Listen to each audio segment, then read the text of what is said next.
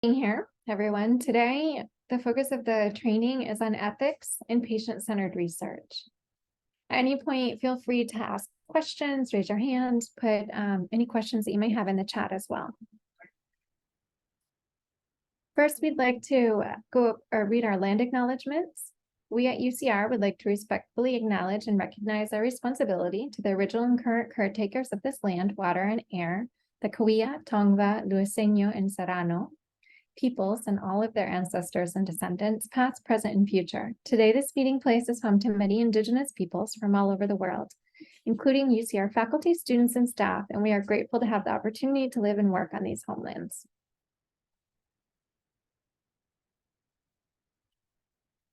I'd also like to acknowledge that the material presented in this slides is based on previous presentations for PCOR Engagement Awards, and that this work represents a collaborative with colleagues with expertise in human subjects research and community-based participatory research that includes Dario Kuzmanovic and Christina Reeves. So the first question I have for you all is, what is research? We are going to do what anthropologists, social scientists refer to as a free list. So I have a prompt here. It says, please list all the words that come to mind when you think of research. And here, you can use your phone, you can scan the QR code, or you can go to Menti and use the voting code 49429916.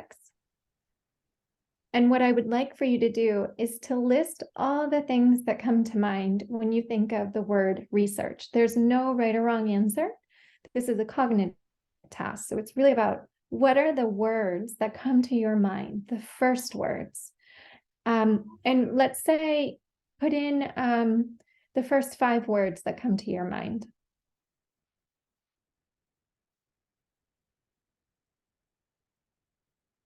So I'm going to stop sharing my screen if everyone's either scanned the QR code or else entered via this link.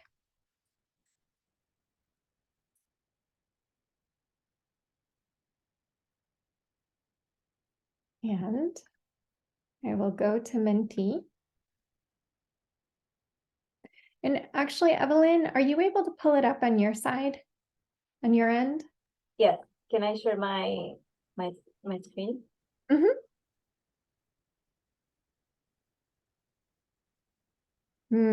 So people are thinking, we have a few papers, Science University. So I see actually the first 3 words that come to mind.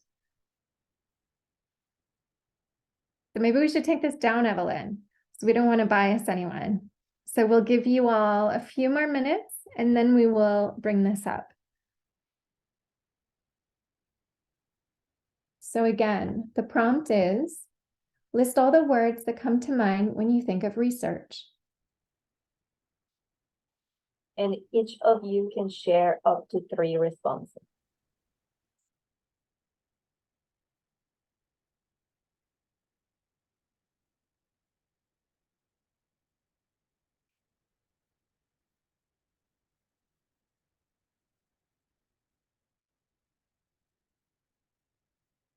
So we'll give 2 more minutes, and then Evelyn, if at that point you can share your screen, and we will talk through some of the items and words that are coming up.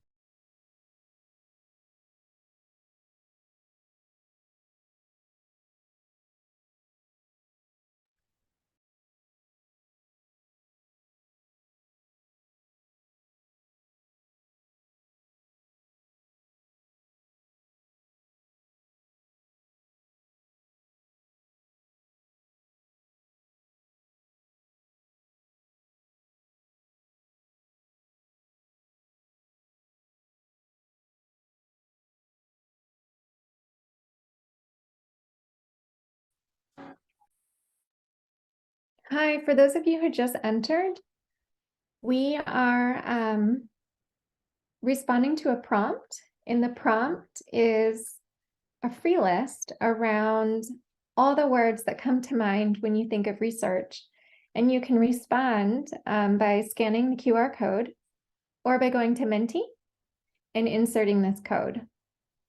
we have about 1 minute left, and then Dr. Vasquez is going to share the results. Thank you. So you can find the link also in the chat.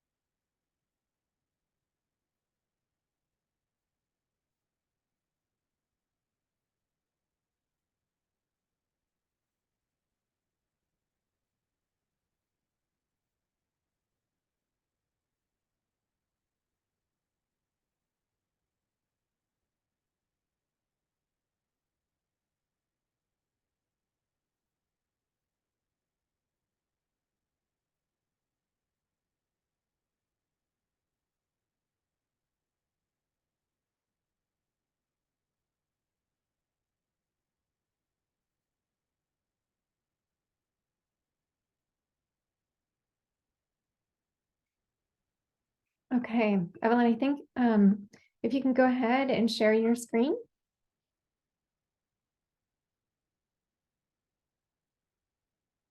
Okay, so let's work through some of these. So the prompt again is list all the words that come to mind when you think of research. So we have in the front, science. We have paper, systematic, inquire, university, reliable, white men, study, dissertation, examined, structured, innovative, evidence-based, if I didn't say that already. So what does this mean? What do these words mean? I don't see CBPR here. I don't necessarily see community. I don't see participants. Any thoughts about how we cognitively think about research? Thinking about all these words that came up that we shared in this room. What does it say to you all? So I just shared some of the thoughts that I had, that we're missing things like participants or CBPR, or also we're missing words like ethics, which is the focus of today. So any thoughts, comments on what we've generated here in terms of how we tend to generally think about the topic or the idea of research?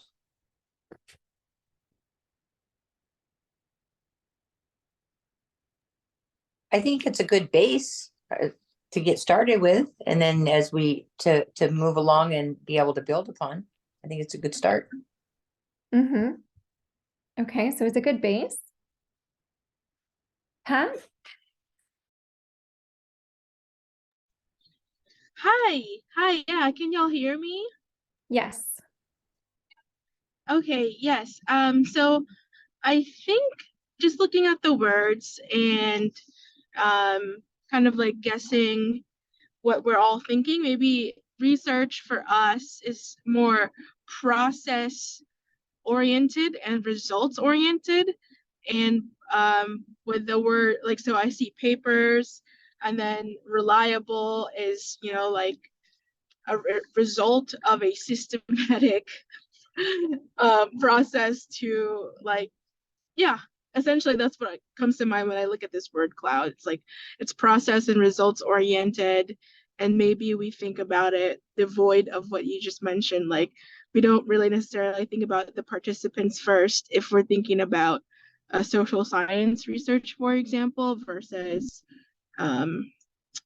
maybe like subjects oriented type of research for medical research, or maybe we're looking at samples, but we forget maybe that we're collecting samples from, like, blood samples and biological samples from participants that consented to that stuff. So that's what I'm thinking. Thank you. Yeah, so thank you. I really appreciate your synthesis. Evelyn, if you could share the word cloud again. It's a bit traditional in how we think about research. And what is really important to point out is that we don't have ethics and we don't have participants. And when we think about the work that we're doing through this PCOR award with historically and currently marginalized graduate students focused on their mental health and well-being, we don't really see that kind of representation, at least in how we're currently thinking about research. So my goal at the end of our talk is for us to really think about how can we humanize research? How can we make sure that the voices of those who are engaged in social and behavioral research, that they're part of how we think about and how we design our studies, that we really consider their voices and the ethics around engaging certain vulnerable or certain populations within research. Thanks, Evelyn. Okay, so moving on. So the goals of today's talk is to consider the protection of human participants in research with special attention to ethical issues inherent in community-based participatory research, so CBPR, and the protection of historically and currently marginalized student populations, to discuss ethical violations in research in connection to current protections, and then to review different modalities of informed consent, protection of personal health information, and safeguards for protecting human subjects in research. Again, to recognize our partnership, this is a collaboration between UCR faculty, staff, students, and Solid Ground Wellness and Recovery, UCR Health, UCGPC, which is University of California Graduate and Professional Council, Healthy Campus Network, and then this is an engagement award funded by the Patient-Centered Outcomes Research Institution. So what is research? Well, we just defined it together, and we considered how maybe our general cognitive frameworks that we put forward, at least to respond to our prompt, might be missing a few things.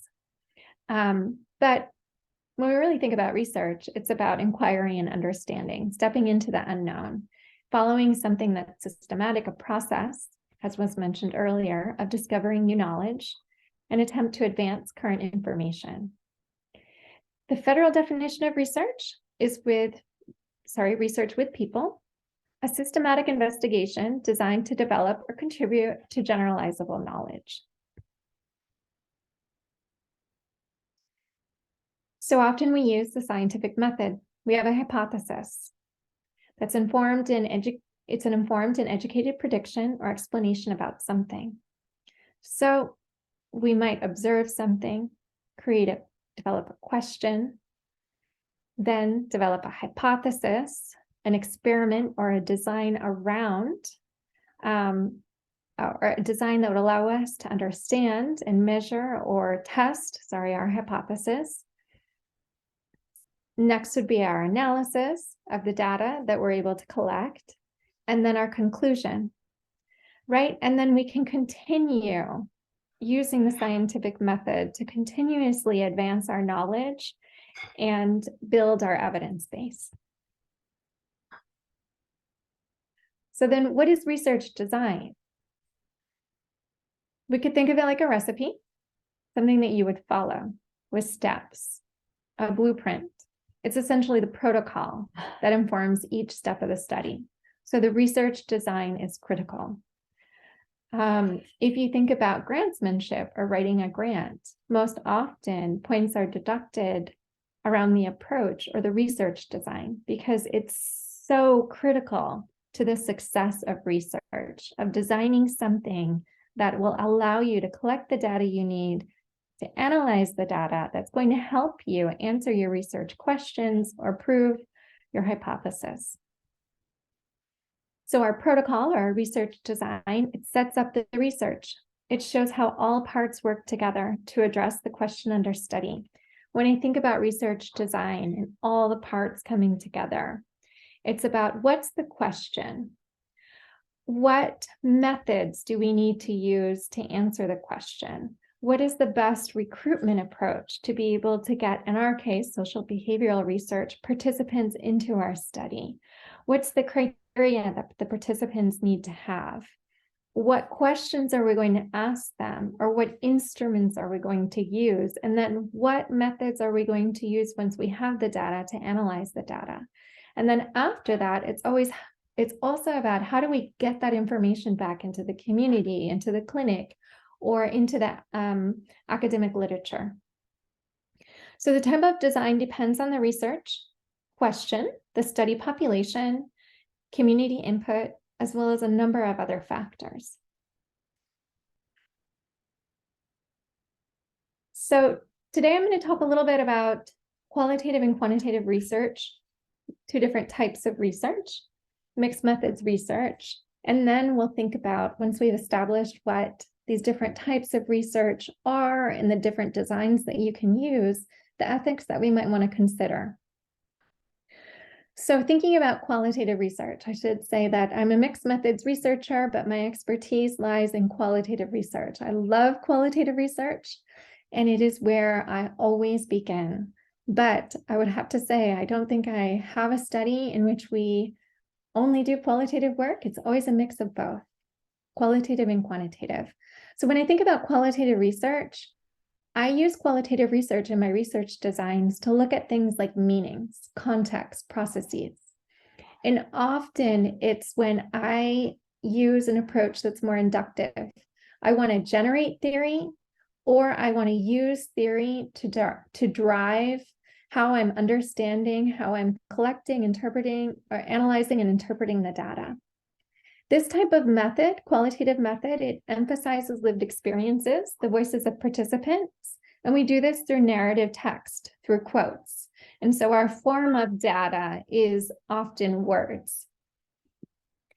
So the pros to using qualitative research or research designs is we're able to study complex experiences and we contextualize those experiences. And because there's the bringing in of theory, it makes it a particularly rich way to contextualize individuals' lived experiences, their shared experiences, and to use theory to explicate. A con is it's open to interpretation. It's often considered subjective.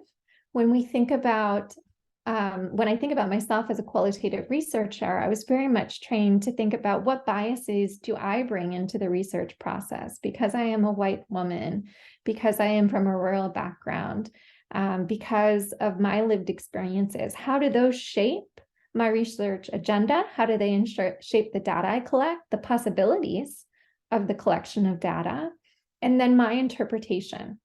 And so when we talk about subjectivities, it's how do our lived experiences come into the research process? And then arguably, it's not generalizable. Normally in qualitative research, the sample is small, and it's really about describing and explicating within a sample or a population in a particular point in time. And so it's not large samples that can produce generalizable population level data. So here are a few of the different kinds of qualitative study designs. Ethnography. So I'm an anthropologist, and this is the first type of study design that I learned when I did my doctoral research. I did it in southern Italy, and it was an ethnographic study of eating disorders in southern Italy. And what that meant for me is I had to identify a field study, a field site, and then I engaged in what's called participant observation, which included a number of informal interviews. Participant observation is the idea that you live in the area, you become a member of the community essentially, and you participate, you make observations in natural settings. And this is a way we often think of ethnography as a holistic study of a group's culture.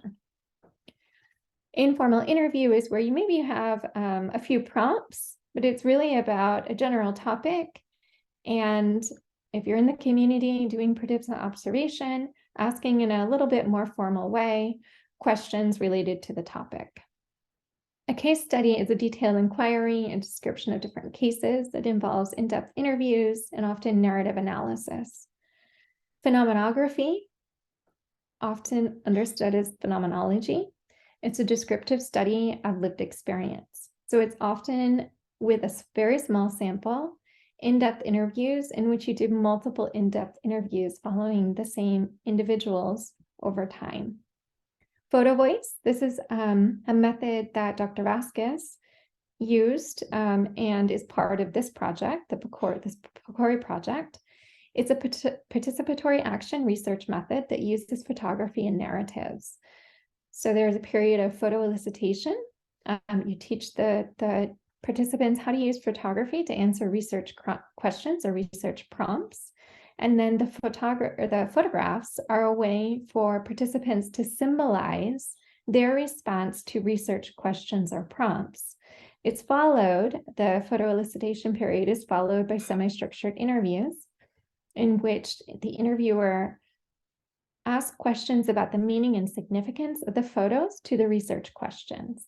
And then it could be followed up by focus groups, which is along the lines of a participatory action method in terms of the analysts analyzing the data and then coming back to the study participants to ask them if their interpretation and understanding is correct, and to continuously get input from the participants as the results are analyzed, interpreted, and then disseminated.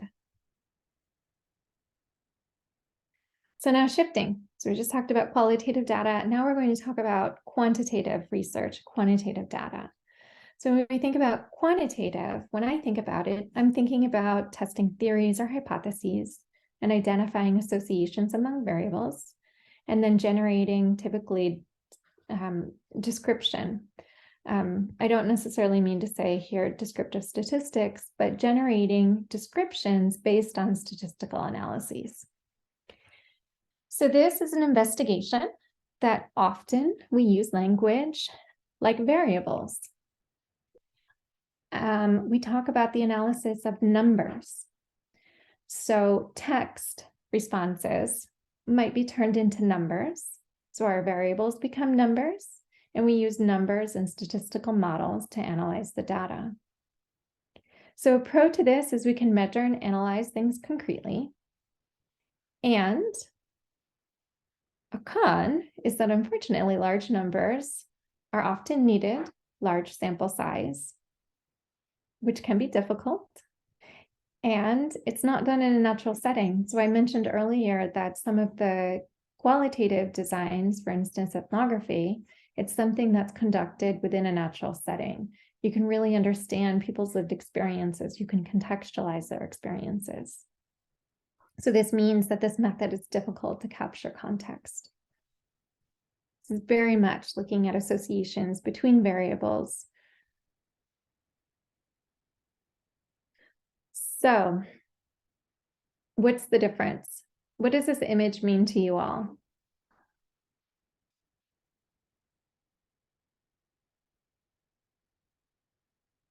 Any comments, thoughts?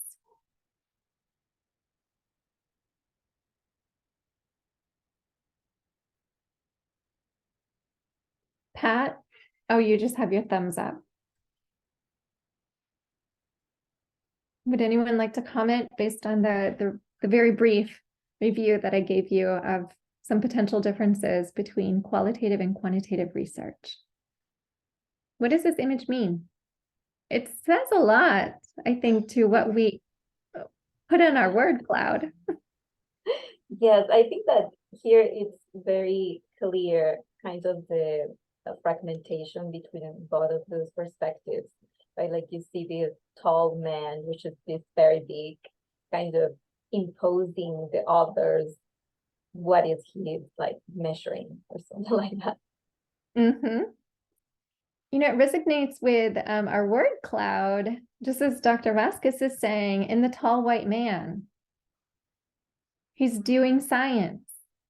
This symbolically says something about how we cognitively think about research and who does research and who does science.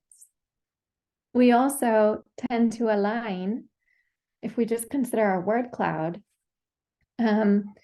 quantitative methods or quantitative research as research. We often think of quantitative research as research, but we know that research is quantitative and qualitative, and often that people use mixed methods. And so we draw on different kinds of research traditions to be able to answer research questions. And sorry, can I just read a comment we have in the chat? So we have a participant who says, left shows a singular number to represent something, while the right shows many different perspectives. Exactly. So we can see on the right, for instance, let me tell you a story. I've got a story too. Listen to my experience. And this also speaks to what I shared, that qualitative work, so the right is qualitative, the left is quantitative. These are essentially, this is the embodiment of the difference between these two different types of research. When we think about qualitative, it's individual experiences. It's also individual and shared experiences, but it's not necessarily generalizable. We often tend to think that quantitative work, that represents the generalizable information and knowledge creation. None is more important than the other. I want to emphasize, we tend to think that quantitative is more important, but without both, we have an incomplete story. Oops, sorry. Okay.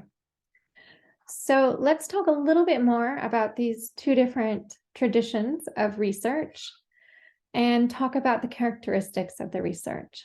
So when we think about the approach, for instance, when we think about characteristics of the research and the approach, so we're thinking here, all about our study design. If we want to use qualitative, then maybe it's because we want to do something that's more exploratory. It's inductive or bottom up.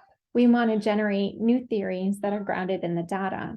Whereas for quantitative, it tends to be more deductive, top down, testing hypotheses and theories using the data. When we consider our objective, qualitatively, perhaps it's to describe, explore, discover, and interpret. Whereas for quantitative, the objective would be to describe, explore, predict, or identify associations, as I mentioned earlier. The nature of observations. So qualitatively, we want to think about examining behaviors in natural settings and contexts where behaviors occur. Quantitatively, examine behavior in controlled conditions. Sampling strategy. Often we use purposeful, non-random sampling, whereas in quantitative, often it's randomized or representative. Data collection, we might think about observations, open-ended questions, experiential. Researcher is the instrument often. Whereas in quantitative, we use structured and validated instruments, closed-ended questions. The types of data, for qualitative, it could be audio, text, photos, videos. Quantitative, we often talk about variables. For data analysis, qualitative, the most common pattern is it's inductive. Well, it can be deductive. It's most often inductive. We identify themes, patterns, and relationships in the data. How does the data speak to each other? In quantitative, it's often more deductive. We identify statistical relationships, associations. For the results, they tend to be particularistic findings. They represent inside or emic perspectives, just as the image previously showed. Whereas quantitative, they tend to be more generalizable. When we think about final reports, it might be a narrative report, a contextual description, direct quotes from participants. Whereas for quantitative research, it's likely a statistical report representing correlations, comparisons of means, findings of statistical significance. And so you can see how study designs and your research questions and the objectives, your aims, are going to inform the types of research, the types of tradition, or the traditions, the types of research that you would draw upon, whether it's qualitative or quantitative. And as I mentioned before, often researchers use both elements. They use qualitative and quantitative research, which we refer to as mixed method study designs.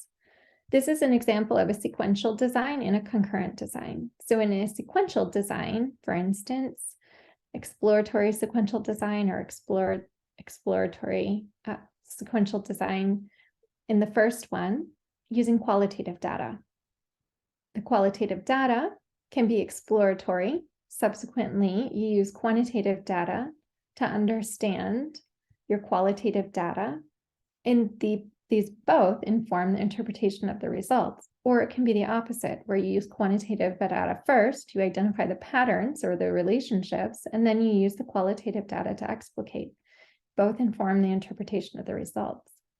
Or concurrent designs, this is the idea where you're collecting quantitative and qualitative, for example, at the same time. So you might have the same research question, but you're using different sorts of data to help answer that question, and you analyze it, and both inform your interpretation of the results. Or you flip it, where you have qualitative as the main and then quantitative as the subset of data, but both types of data are helping you answer the research question and are used for the interpretation of the results. So any questions up to this point?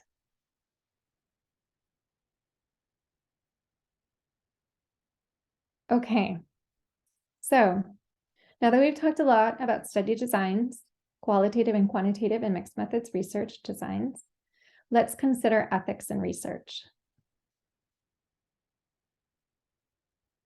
Okay, so I'm going to play this and hopefully it will work. But one of the things that we wanted to talk about today was consideration of ethics in research, particularly with student populations.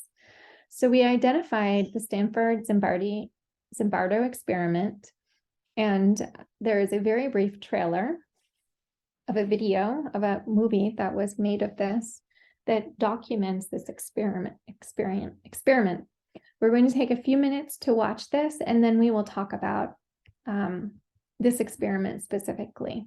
So feel free to jot down any thoughts or ideas that come to mind.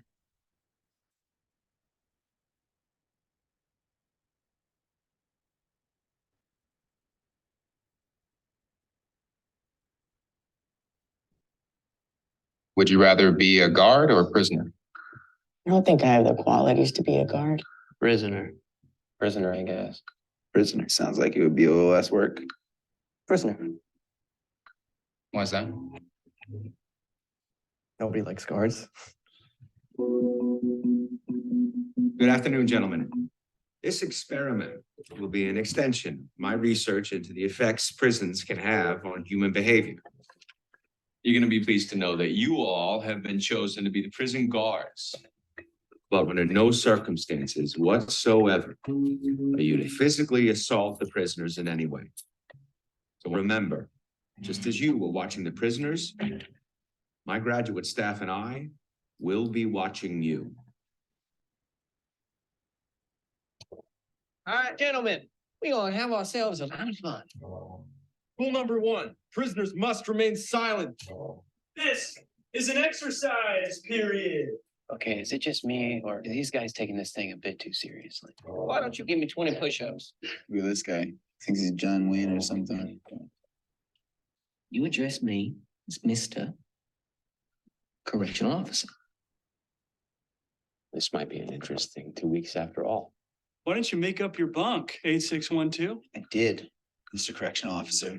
Well, that's not what I see. Hey, what are you doing?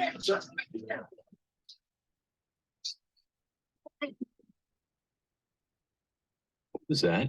You just did him. You're not supposed to handle it. Should we step in? No, let the guards figure it out. Let's see where it goes. Good evening, gentlemen. How about we make this one a night to remember? This is all real. They won't let you go. They won't let us leave. Those are not prisoners. Those are not subjects. Those are boys, and you are harming them. Let me out of here! I want out! I want out now! You thought you were gonna get some playtime in the yard, boy? Is that what you thought this was gonna be? I had no idea it would turn out this way.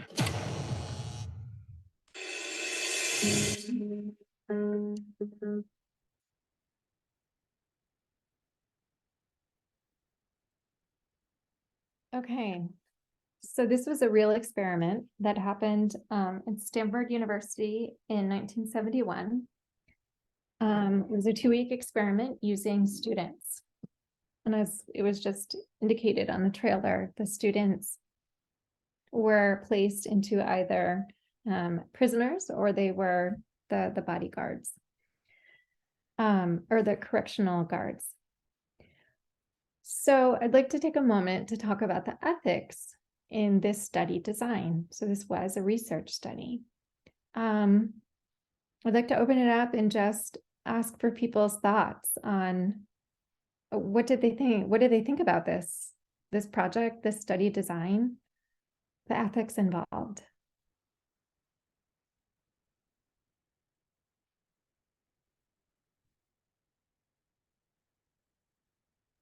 Well, I can just start saying that I didn't see at any point, of course, this is a trailer, but nothing about risk when the researcher was just asking about roles.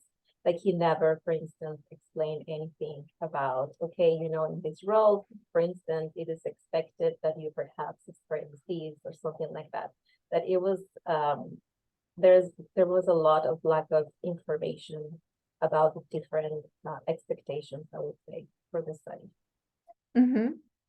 So certainly we see issues of risk rising, and so it raises questions of harm to participants, and do the harms outweigh the benefit?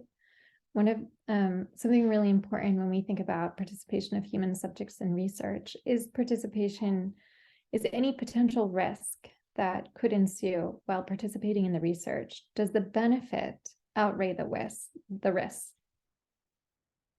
And in this case, we could see that the prisoners particularly were put at great risk. Arguably, you can also see that the guards were transformed within this environment and that they were engaging in risky behavior that could also have been harmful to themselves and their own emotional and psychological health. But this raises questions about, is this an ethical study? And we would say no, that this does not consider the well-being of human subjects as participants in research.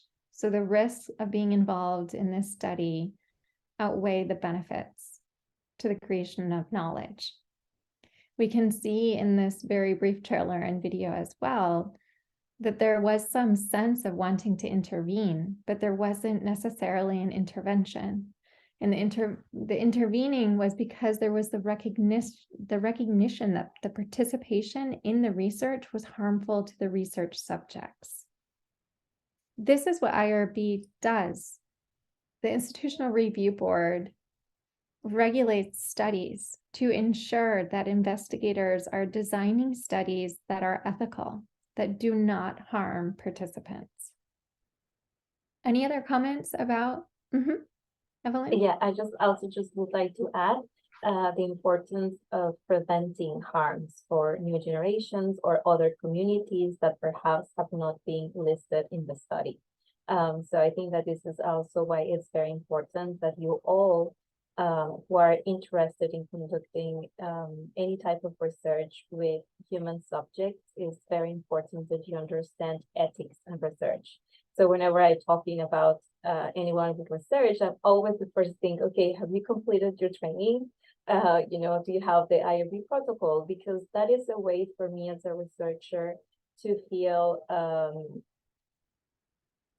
kind of more engaged and also motivated in a project, because I don't feel just comfortable to just jump in a project without knowing what is going to be expected or the kinds of questions that they will be asking to participate.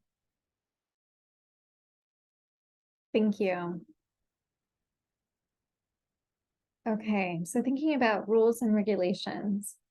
Again, now we're shifting and talking about the role of the Institutional Review Board. We have a wonderful Institutional Review Board at our institution at UC Riverside. feel like every week I submit a new IRB protocol. But when you work with human subjects, even if you have doubts about whether your research involves human subjects or not, the practice is, as an investigator, that you write up your research design, you send it to IRB, and they help you determine whether or not it involves human subjects, because you could have research that's research and non-human subjects, and then you can have research that's human subjects, and then you could have a study design that's really quality improvement. It's about improving within a localized setting. Okay, so thinking about the history of research ethics and abuses, what the trailer that I just showed you is an example of abuses within research.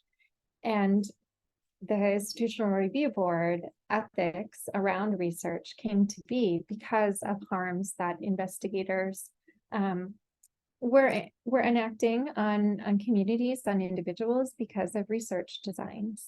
And so this is a way to help investigators really consider the questions they were asking and the ethics that they were not bringing into the design of their research, and to protect human subjects in research. Very much it's thinking about the risk of harm. When thinking about the rules and regulations, we want to think about, are we enacting harm that is not necessary to communities? Undue inducement? Are we potentially exploiting communities or participants in the research that we're doing? Are we in somehow or in some way impinging upon public trust, or trust that potentially could be built within communities? And when we think about rules and regulations, what do we expect of researchers? What are the professional ethics that researchers should abide by? And very much it's also about reducing any kind of uncertainty. So this goes back to what Dr. Vasquez was mentioning earlier, of wanting to know, if I'm a participant in research, what kind of research am I engaging in? What's expected of me? Knowing with certainty when you make a decision that you will participate in research, that you have an understanding of what that research is. The Institutional Review Board, or IRB, is an independent group of people that is established to approve and review research involving human subjects. So at UCR, it's required for all research. If it has community members, non-scientists, unaffiliated to UCR, as well as researchers, it requires IRB review and approval if it includes human subjects. So IRB facilitates ethical research and ensures that risks are minimized. And again, as I mentioned, as a scholar who conducts community engaged work in social and behavioral sciences, all of the work that we do, that I do, is IRB or is reviewed. It's work that's reviewed by the IRB. So everything that we do, even changes to what we want to do, we need to communicate with the IRB to make sure that it aligns with professional ethics, and that we are engaging in ethical research, and that we are minimizing any harm that we could impose upon participants due to them participating in our research. So when can an IRB approve a study? When the committee or members of the IRB have determined the following: so that it's a good research design, that there's no unnecessary risks, or risks are reasonable, that selection into the study is equitable, or that there's a justification, for instance, if there's a focus on a particular community, that informed consent is obtained and documented. This is critical.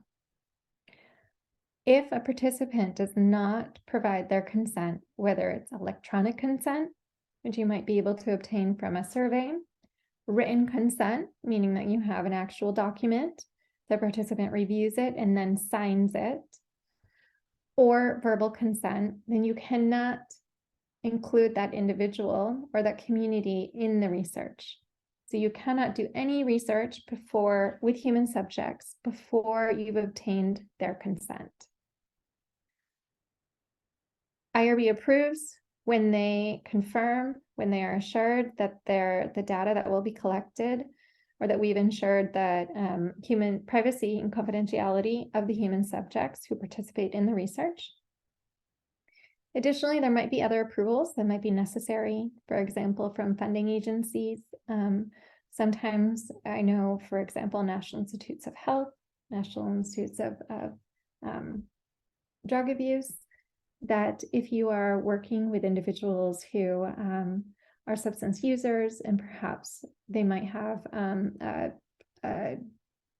background of criminal history, for instance, or they're engaging, right, in substance use, that could fall within illegal behavior, that there are certain forms or documents that you get to protect those individuals who are in your research from any kind of request, legal request, for example. And then you might have other kinds of approvals from contracts or biosafety, conflicts of interest. So limitations or limits of the IRB. Only review human subjects research as defined in the regulations. They do not have oversight over other parts of research. So this includes mentoring or publications or research misconduct or findings. For instance, the authentication of findings or the dissemination of findings. Or they don't have oversight over program evaluation, quality improvement, or really anything else that's outside the definition of human subjects research. So in the School of Medicine, for example, our medical students are expected to conduct a quality improvement project. IRB is involved to determine if, in fact, our medical students are doing quality improvement based on the design that they present to the IRB, or if, in fact, they're doing human subjects research. And often students are confused about what's the difference between human subjects research and quality improvement, because often in quality improvement, you can engage human subjects, or you can engage patients, right? Let's not say human subjects, but you can engage patients. The difference is, for instance, in a quality improvement project for our medical students, if they are collecting data to improve routine clinical care, it's considered quality improvement. Routine clinical care in one site, not multiple sites, one site, then it's considered quality improvement. Oftentimes, our students want to collect data or improve processes across multiple sites. This is when it becomes a question of, is this research involving human subjects? So ethical considerations. Well, let's think about, I keep mentioning individuals and community. Often, well, individuals are part of a community. And when we think about the research or the work that we're doing as part of this project, we're thinking about a community of students who have historically and currently marginalized student community. So we need to think about confidentiality within this community. We also need to think about how are we related or part of this community. This is particularly important when we think about community-based participatory research, in which it's so much about developing relationships and trust within the communities that we are collaborating with. So how do you manage multiple roles, and how do you create boundaries? How do you be a member of the community as well as be part of the community academic research team? Thinking about what's ethical. Thinking about sensitive topics. If you're a part, let's say, of the community, as well as part of the community and academic team, how do you think about sensitive topics that you might learn about? How do you share that information? How do you maintain the confidentiality of the individuals who are part of the community who are sharing this information with you? And also, how do you think about recruitment? If you are part of the community, as well as part of the team, the investigative team, how do you think about ethics in recruitment, for instance? How do you think about coercion or influencing your friends to join a research study? If you are, for instance, part of the investigative team, these are ethical considerations. We don't want to coerce people into participating in research. We certainly want to share information and create opportunities, but we never want to force anyone or coerce them into participating in research. Research is voluntary, and we always need to consider that it's an opportunity for individuals to be part of knowledge creation and knowledge production, but not something that people have to do. Confidentiality is incredibly important, but it's also very challenging to maintain confidentiality, particularly with using certain kinds of research methods. For instance, in qualitative research, we often use focus groups, and it's incredibly difficult to maintain confidentiality and privacy within focus groups because it's a discussion in which it's groups, right? Individuals in a group discussing a topic, sharing their responses. When we, for instance, conduct focus groups, we always talk to our participants at the beginning to set ground rules and to say things that are shared within this space, you should not share with others outside of this space, right? Really helping individuals understand that research the idea of research is about individuals having the ability to share with confidence information related to a topic, related to a question that the investigative team has. And we as researchers, when we think about ethics, professional ethics, we want to maintain the confidentiality of those individuals participating in their privacy as best as we can. So how we do this in data collection, analysis, and dissemination. In our studies, we use identifiers. So when we collect data or when we have a participant, when we recruit them into a study, we inform them that we will not use their name. We will not connect their name to any data that we collect from them. And that when we analyze these data, their name is never connected to the data that they provide us. It's not seen by the data analysts. And we never report their names when we disseminate the information. Everything is de-identified. And that's to protect individuals who participate in research so that we can say something, but we don't use the identifiers of the individuals to say, to disseminate our findings. In cases when maybe community members are named, it's because we ask them, or they ask and they request that their name be communicated in findings. Often we also use pseudonyms as well. We may ask individuals if they want to choose a pseudonym that we will use to link up their responses. Again, not using their own name, but using a name that they've come up with. So I mentioned this before, managing multiple roles and boundaries. This can become difficult in community-based participatory research because often individuals who are from the community are part of the investigative team. So we need to think about forms of power within the team, between the team and the community, and with community-based organizations or healthcare systems, for instance, in the work that we do. It's incredibly important to have regular meetings to outline the roles, potential or possible conflicts, and strategies for managing these. And it's important to maintain roles and boundaries, to have different hats, and to identify that within the context for transparency to occur within the team dynamics as well as within the research, conducting the research. And then there's sensitive topics. So making sure that there's support for participants following disclosure of sensitive or illegal information. For instance, Dr. Vasquez does research on mental health, as we all know.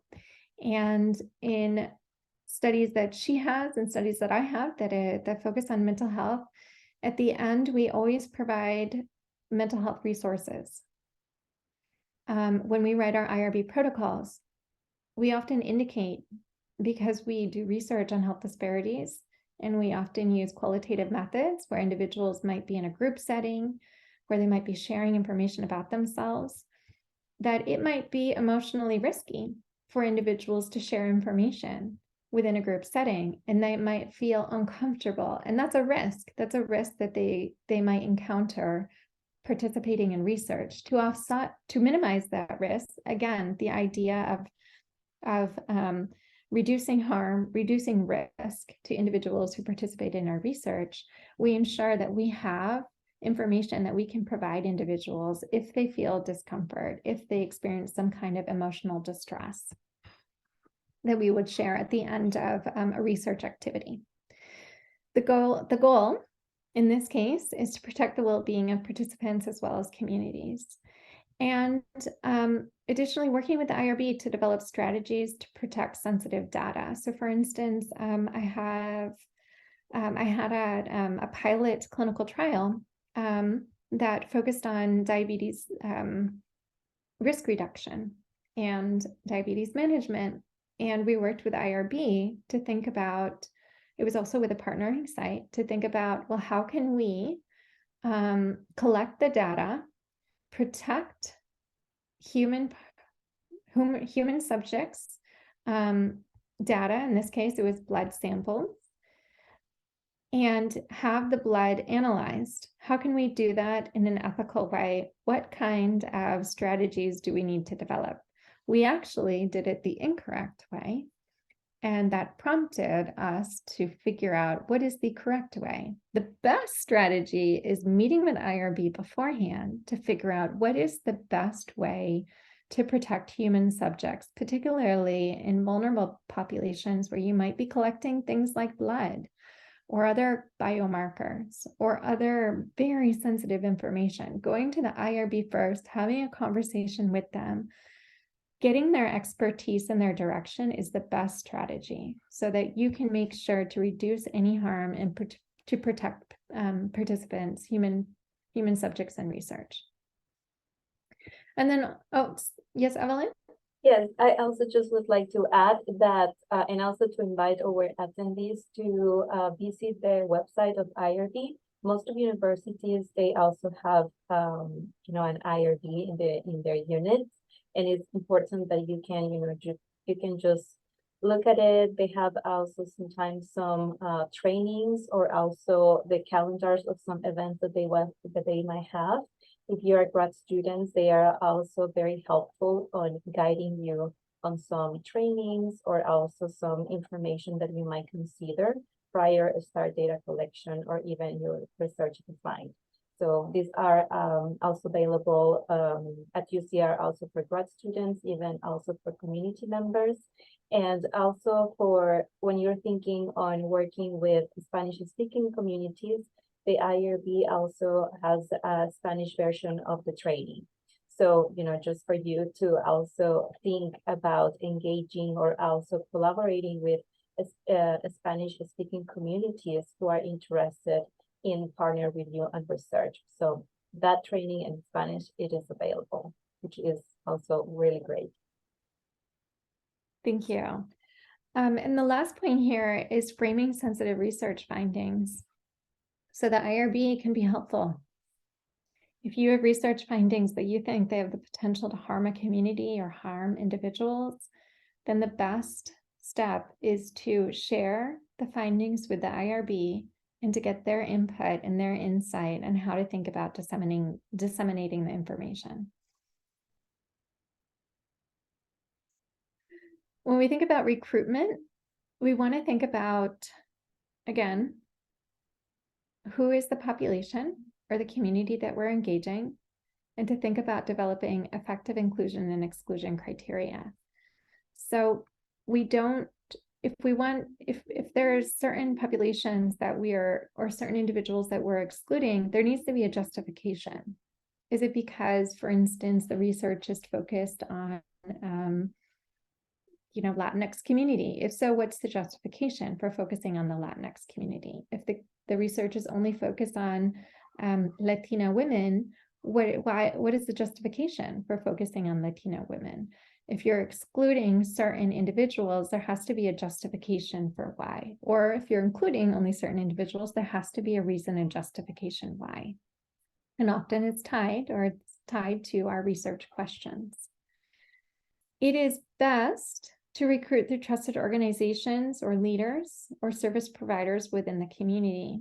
By understanding who the trusted members, leaders, organizations, providers are within the community, then you can align yourself with those entities or institutions, and you'll have a much better ability to be able to recruit. This is particularly important in vulnerable and underserved populations, or populations that have been historically exploited by research or public health or medicine. Sometimes there are ethical issues that occur when recruiting through peers. So there could be the disclosure of confidential information. Again, this is the idea of boundaries and wearing different hats. It might be difficult to distinguish between friendship and then your role as an individual on a study team who is helping to recruit individuals who are from your community or from your networks into a study.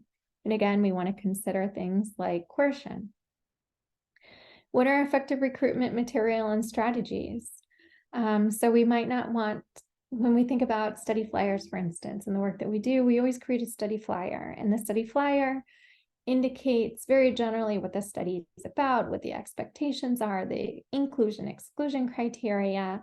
And then sometimes I feel like there's debate. Should you include the amount of compensation individuals may receive or not? Could it be coercive to include the information about how much individuals might receive, especially if the amount is really big? But then that raises the question of, are we compensating individuals in an ethical way? Are we ensuring, one, that we are thanking them for their time, and that it is an appropriate amount in response to their contribution to the study and to the research? And then there's the question, are we compensating individuals too much so that they might choose to enter the study because they're really interested in the compensation? And so there's ethics. There's a lot of ethics around how we think of incentives for engaging individuals, and particularly vulnerable individuals in communities and research. So I want to pause there for a moment, and then we'll talk about CBPR with student populations. Are there any questions or comments up to this point? Anne, as you were talking about that last slide about recruitment, I think that it would have been that would be a good example of the Stanford prison experiment, as far as having inclusion and exclusion parameters for that, which it may have presented. Like I said, it's only an excerpt, but being able to make sure that the individuals were mentally stable, maybe that they were not having previous trauma or these types of things, because all of those would be certainly influence how somebody responded to the situation. And in this case, where the guards actually kind of got that mob mentality of, oh, we have the power here, and so we can utilize that power in this free reign. So I think that is what stuck out to me as a good example of being able to have those inclusion and exclusion parameters, which would have been more beneficial for that experiment anyway. Inclusion, exclusion criteria are really important, particularly when we're thinking about our research question.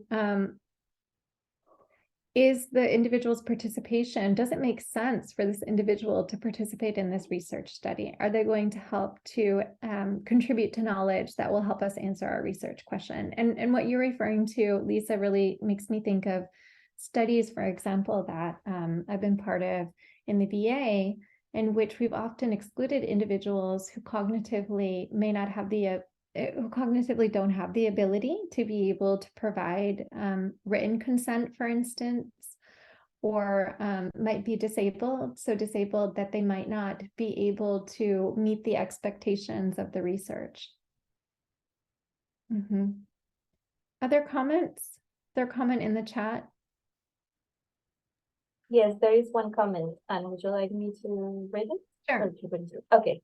So an attendee says, just curious, what was the afterlife of the Stanford Zimbardo study?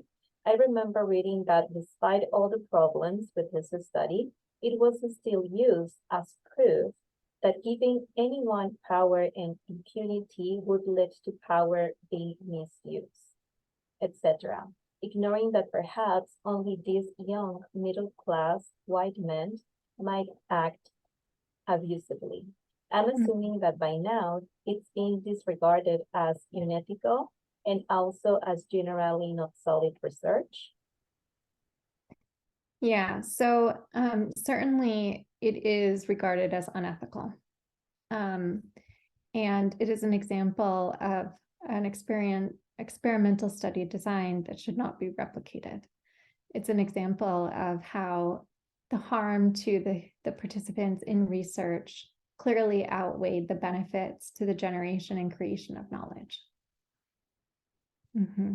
And I think that also just would like to say that it put the spotlight on some unethical activities that were happening in very famous universities, right? So because whenever we think about Stanford, people might say everything is so perfect over there. But I think that when this study, we could see the lack of professional ethics or research ethics can exist anywhere. So this is why also it's very important for us to have this baseline understandings about what is ethics in research. Because whenever we can share this information or share, more about these, increase awareness about these practices, we can decrease the harm of historically and currently marginalized communities that most of the time have suffered in the name of science or also medicine. So just for us to just spread these words of encouragement, but also to make sure that we can prevent others to suffer. That most of the time are the most vulnerable. Yeah, thank you for bringing that up, that it's such an important point, the institution, the symbolic meaning of Stanford as a university and the creation of knowledge, and the importance and the recognition that there is a history of unethical research where professional ethics have been highlighted. There's been violations. What's so important about that is that we are critical of institutions that have so much power, that there is recognition that there have been violations in the past. And this critical awareness is just really, I feel like it's really important for us to know that even institutions that have this symbolic power, there too can be investigators within these institutions and even at our own institution that may not abide by professional ethics. And that's why institutional review boards exist, to ensure that we as investigators are responsible, that we abide by professional ethics, that we consider the risk and potential harm to participants in research, and that we do whatever we can to reduce and minimize those risks. And that the IRB is there to help us make decisions about whether or not the study design that we've created could potentially harm our research participants. And then if it does, if something happens, for example, if there's an error or if there's a breach of confidentiality, the IRB is there to help and direct us to ensure that we meet the responsibilities that we hold as investigators that we have toward the community. So I have to just say that we often think of the IRB as like these bad folks, that they're going to shut our study down, but they are so not about shutting our studies down. They are there to ensure that we have support as investigators, that we can carry out our research in an ethical way, and that we are considering the health and well-being of human subjects in research.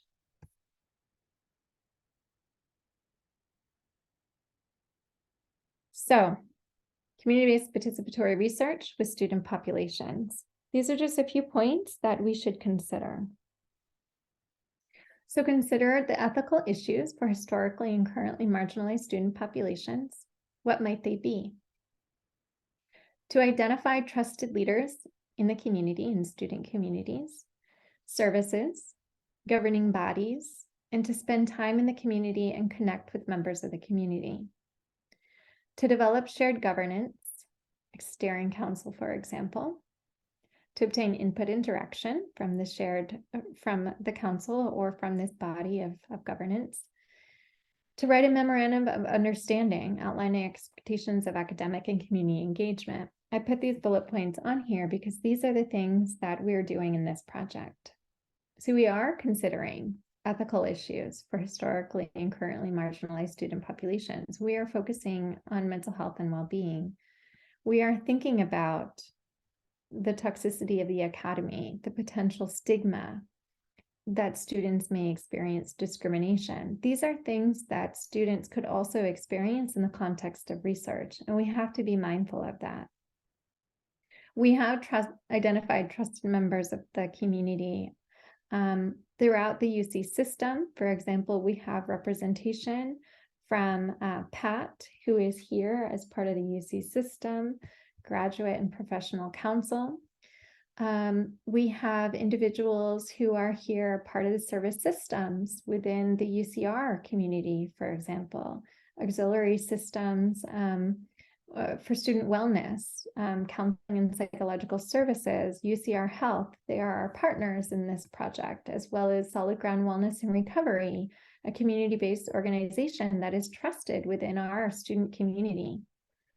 And we have developed shared governance. We have a steering council that provides input and direction. And in collaboration with our steering council, we revised a drafted MOU, a memorandum of understanding, and it outlined the expectations of the academic and the community partners.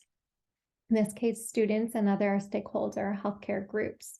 We have a memorandum for our steering council as well as for our mental health task force. So things to consider when we design our research. What is the benefit to the community? When we think about community-based research, are we sharing resources? How are participants being compensated? What's the potential risk or harm to the individuals or the communities? How do you mitigate issues of stigma or discrimination, particularly when we're engaging historically marginalized communities or individuals? And how do we think about the dissemination of knowledge? Are we disseminating knowledge to the academic community only? Or are we being inclusive in recognizing that community, patients, stakeholders have been part of the creation of knowledge? And are they too part of the dissemination? And does the knowledge go back to the communities that they are from, to the individuals who can benefit from it most? Here are some additional resources. You can go to the UCR website where you can find all the forms and information that you might want to submit, for example, a protocol to the IRB for review for human subjects research. There's additional resources protecting human subjects or protecting human research participants. This is a free online tutorial. And we would like for you all to take a moment to fill out our post-event survey. And Dr. Vasquez, I will turn it over to you to talk more about this and the resources. Yes, thank you so much, Dr. Cheney. Yes, we are asking you to please take a couple of minutes to respond to the survey that it is in the chat.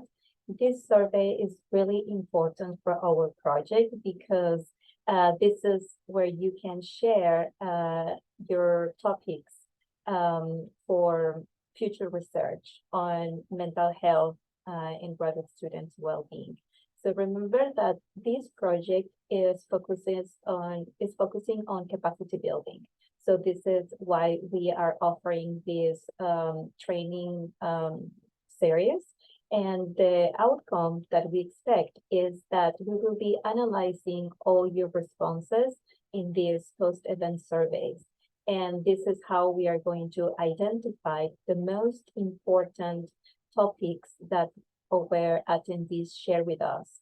And at the end of the project, remember that we are going to create a work group that will be focusing on comparative effectiveness research. So our work group will be discussing some of the topics that you will be sharing via the survey. So we ask you to please respond to it.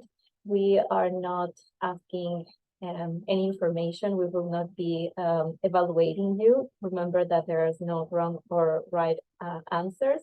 We just would like to hear from you. And please also, once you finalize the survey, also we will be sharing an email with information where you can find our YouTube channel. We will be posting all the research trainings there. And also we invite you to please attend to our other capacity building activities. So could you please, yeah, the next one. Okay, so here is the co-learning activities timeline for our project. So as you could see, the first set of activities, it is our training series. And on Monday, February 13th, at the same time, from 3 to 4:30, we will be having our final research training. And we will be learning what is comparative clinical effectiveness research. And in March, we will have our virtual photo gallery. So we also hope that you can join us there. And then we will also have our mental health educational workshops that we will start these activities in April. And then in June, we will have our podcast series. I also want to thank our colleagues of the Mental Health Task Force because they are the ones who are leading these co-learning activities. Thank you so much. Next slide, please. Great. And then just before we finish our training, here are some national resources that you can find. The National Suicide Prevention Lifeline. Just remember that now the number is 988. Also here you can find information about the SAMHSA 24/7 National Help Line, as well as some information about NAMI, which is the National Alliance on Mental Health. And we also invite you to visit our website and also follow us on Twitter. And remember that you are not alone. And we are happy to partner with you on this project. And we really hope that you can share your inputs and recommendations either via the chat or also via email if you would like to follow up. And thank you so much for your time and for being here learning with us. Muchísimas gracias. Okay, so now we have some time for questions or comments. Do you want Any to of stop you- recording, Evelyn? Yes. Okay.